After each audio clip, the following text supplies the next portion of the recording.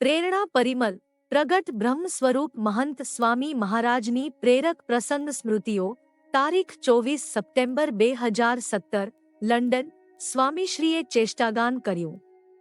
ત્યારબાદ સ્નાન કરીને પોઢવા માટે પધાર્યા.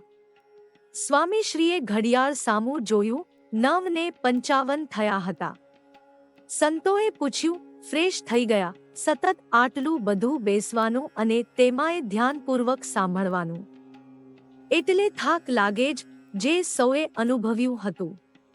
તેથી સ્વામીશ્રીને આવો પ્રશ્ન પૂછ્યો, પણ સ્વામીશ્રી તો જુદી જ માટીના પુરુષ છે ને. તેથી સ્મિતસભર કેફથી કહે, ફ્રેશ જ છીએ. સંતો કહે, પણ સ્વામી આપ તો સહેજે હાલ્યા નથી. પગ પર પગ પણ ચઢાવ્યો નથી. જોકાની તો વાત જ ક્યાં. એકદમ સ્થિર થઈને માળા ફેરવતા કથા વાર્તા સાંભળતા જ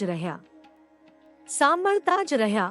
રેકોર્ડ તોડી નાખ્યો. સ્વામીશ્રી મહિમાથી કહે, આટલું ફર્સ્ટ ક્લાસ સાંભળવાનું ક્યાંથી મળે? ભદ્રેશદાસ સ્વામીએ જિજ્ઞાસાથી પૂછ્યું, આપ કેટલું સાંભળી શકો સ્વામી? સ્વામીશ્રી હસીને કહે, હજુ બીજા 2.5 કલાક. સંતો આશ્ચર્ય અને અહોભાવથી કહે, સ્વામી ટોટલ 7.5 કલાક તો આપ બેઠા અને બીજા 2.5 કલાક. સ્વામીશ્રી હસીને કહે, એક ગામમાં અમે હતા. નોમ હતી એટલે જમવાનું તો હતું નહીં. સવારના 6 થી બેઠા તો રાતના 12 વાગ્યા સુધી સળંગ. સંતોના મુખેથી નીકળી ગયું અને પૂછ્યું, કયું ગામ હતું સ્વામી? સ્વામીશ્રી કહે, રમણભાઈ શેઠના શાળાનું ગામ. બામણિયા. સંતોની જિજ્ઞાસા વધતી જતી હતી.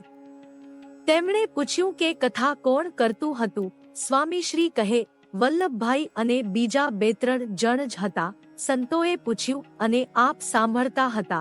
સ્વામીશ્રી કહે, ના, અરસપરસ ગોષ્ઠી કરતા હતા. તો સ્વામી સાલ કઈ હશે? સ્વામીશ્રીએ જણાવ્યું, 1982. સંતોનું આશ્ચર્ય સમાતું નહોતું. ફરી વાર તેમણે પૂછ્યું, સ્વામી સવારના 6 થી 12 સળંગ 18 કલાક આપ બેઠા? સ્વામીશ્રીએ હસીને હા પાડતા કહ્યું, હા, પૂજા પછી બેઠા હતા. ખબર જ ન પડી. સંતો આશ્ચર્ય સાથે હસી પડ્યા. ગજબ કહેવાય.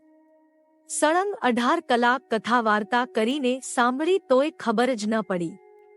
ગિનીઝ બુક ઓફ વર્લ્ડ રેકોર્ડમાં સ્થાન પામે એવી ગોષ્ઠી સ્વામીશ્રીએ કરી હતી. ભદ્રેશદાસ સ્વામી કહે, સ્વામી આટલા કલાકમાં તો ગમે એટલું મેટર હોય તોય પૂરું થઈ જાય.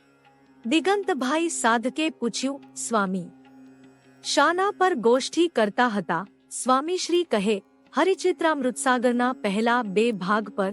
પછી સ્વામીશ્રી કહે, તેમાં પહેલા ભાગની એક વસ્તુ હજુ યાદ છે. માન અને અપમાન બધું નાશવંત છે, માટે લાગવું ન જોઈએ. ગુણાતીતાનંદ સ્વામી માટે શ્રી અચિંત્યાનંદ વર્ણીએ વાપરેલું વિશેષણ પરમહરિવાર્તા વ્યસનિનમ પ્રગટ ગુણાતીત સ્વામીશ્રીને પણ સંપૂર્ણપણે લાગુ પડે છે.